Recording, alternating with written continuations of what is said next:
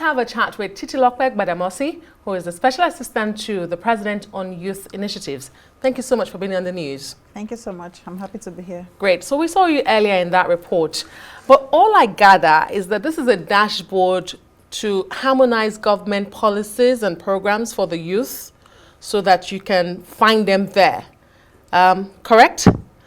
Is there any opportunity for feedback, or this is just we are giving you the information, we don't need your feedback?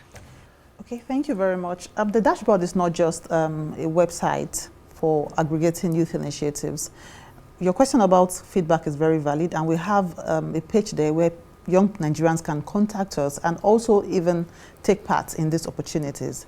And it's not just giving them information, it's also monitoring the initiatives. So when we have an initiative, you find that on the dashboard we have some that are new, some are ongoing, some are fluid, and then we have the number of implementing locations. We also have where these initiatives are being implemented, or in some other cases, if there are no implementing locations, how we can help underserved communities have more youth initiatives. So yes, we are open to getting feedback, and that feature is valid and active on the dashboard. Fantastic. Great to hear that.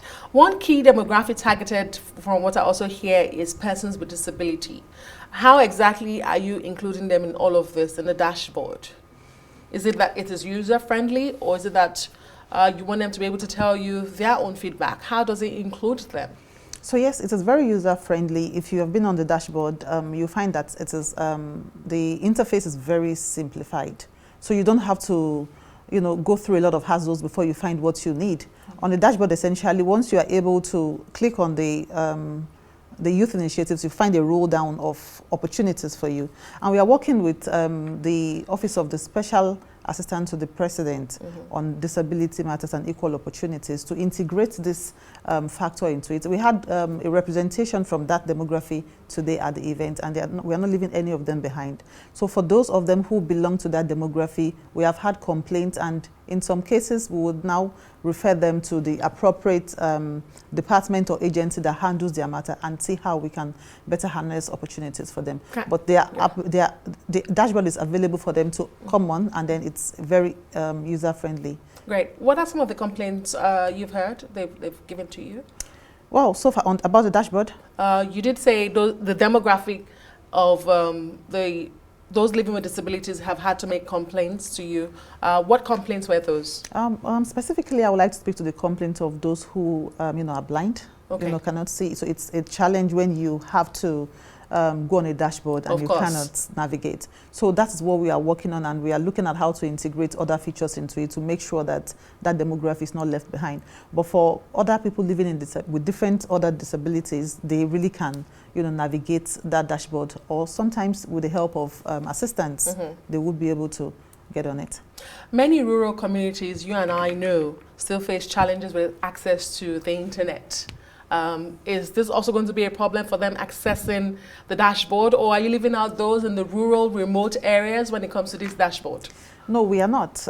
We understand that, I need you to understand that we are working very closely with the Ministry of Youth Development, and that was why you noticed that the current Minister for Youth Development and the former Minister of Youth and Sport Development spoke earlier on the the report.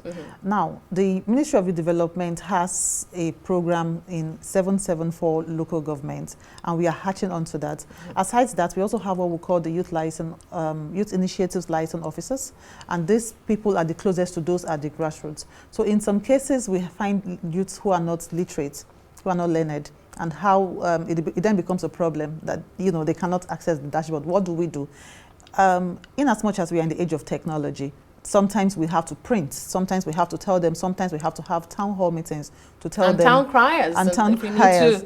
So, yes. Town hall meetings to tell them what initiatives, we have going on in different, communities. At the end of my role as the essay to the President on Youth Initiatives, monitoring and delivery is the delivery component, and delivery is not complete until the last person gets information and projects are well implemented. So yes, we are taking it all out. We are going on every possible channel and means to reach young Nigerians with government initiatives and projects. Great, we'll hold you up to that. And let's talk about in terms of the policy impact. I'm glad that you said there's a feedback component on this dashboard.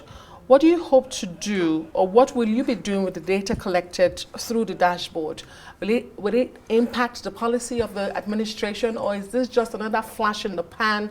Government is carrying you along, the youth, we hear you, we will do something. Here's the dashboard. Yes, it has a lot to do with policy coordination and direction. And if you have gone on the dashboard, you'll find that. How do I get on the dashboard? We have www.yid.fmyd.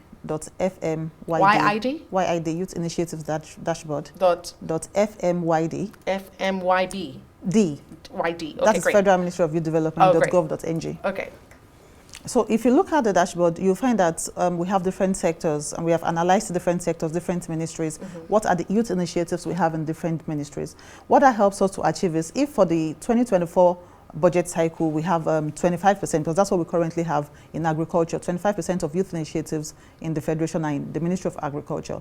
The President is very serious about strengthening food security, and what we now need to do is to up that number to say that in 2025, I'm happy that you played an earlier report about the town hall meeting with the speaker. I was also at that meeting, and we did talk about, we talked about making sure that we have the right amount of budget for different initiatives. So what this helps us do is, it helps us track what has been. It helps us, it analyzes where we want to go, and essentially, when we look at other projects that are not very impactful, we can take them out of the mix and then put in more projects that are along the priority areas. Great. You're the Special Assistant to the President on Youth Initiatives. Before we let you go, on October 1, the President promised the youth a 30-day conference. Where are we with that conference? The conference or confab is happening in February. February of 2025. Okay, great. Titilope Gbadamosi is the Special Assistant to President Bola Tinubu on Youth Initiatives. Thank you so much for being on the news. Thank you for having me.